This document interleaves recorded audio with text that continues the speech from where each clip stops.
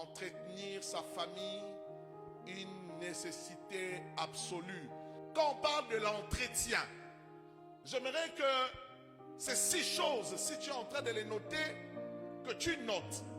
Premièrement, l'entretien vous permet de tenir et de maintenir quelque chose en bon état. Deuxièmement, l'entretien vous aide à découvrir les éléments qui faiblissent. Troisièmement, l'entretien vous aide à remplacer les anciens matériels par le nouveau. Quatrièmement, l'entretien vous permet également de mettre à jour ou d'actualiser certaines choses. L'entretien vous permet à éviter les surprises désagréables. Et la 6e chose, j'aimerais dire à quelqu'un, ce ne sont pas ceux qui ont beaucoup d'argent ou ceux qui ont plus d'intelligence qui font l'entretien. Mais ce sont des personnes qui ont conscience et qui ont pris la décision de préserver leurs biens en bon état. Tout comme le véhicule, comme je viens de prendre des exemples ici, ou bien les téléphones, etc. Le mariage, la vie de couple, la famille a besoin aussi de l'entretien. Dans le mariage, l'entretien doit être la décision de 2 personnes. Il y a des choses dans nos familles, dans nos couples qui ont vieilli. Nous devons une mise à jour dans les familles. Nous devons une mise à jour dans nos couples. Si tu veux entretenir ton mariage, tu dois premièrement installer l'amitié dans ton couple. Alléluia. L'amitié est profondément liée dans la vie de couple.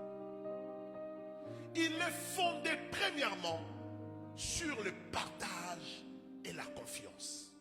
Lorsque on est ami à quelqu'un, on croit à ce qu'il dit. On croit à ce qu'il déclare.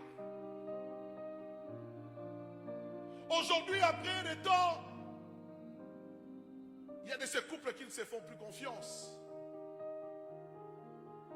Il n'y a plus de partage. L'amitié, ça c'était le premier. Deuxièmement, l'amitié implique l'envie de 2 personnes de passer du temps ensemble, de dialoguer et de trouver le temps pour vous deux. L'amitié ne peut pas exister lorsque tu ne trouves pas de temps pour l'autre. L'amitié dans le couple, 3e chose, se nourrit des centres d'intérêt et de loisirs communs. Il s'appuie également sur l'estime, le respect et le soutien mutuel, l'écoute des envies et des souffrances de l'autre. Frères et sœurs, écoutez-moi. Vous ne pouvez pas tenir une amitié longuement si vous n'avez pas de mêmes centres d'intérêt. Je vais vous expliquer un tout petit peu. Ça, je vous relate une histoire. Une femme me dit une fois, papa, votre père qui est là, c'est un papa plus âgé, il est ici dans sa propre maison, il ne parle avec personne.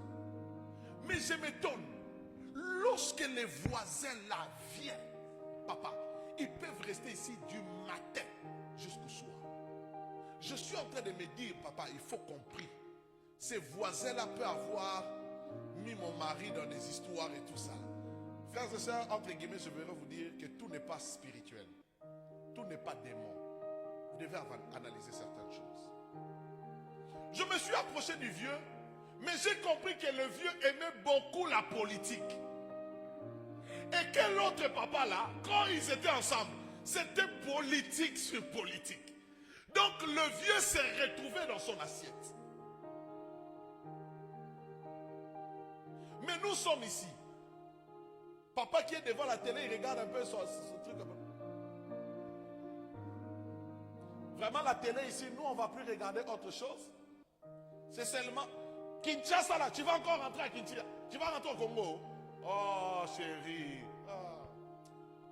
Au lieu de venir m'aider ici. Non, vas-y, assieds-toi avec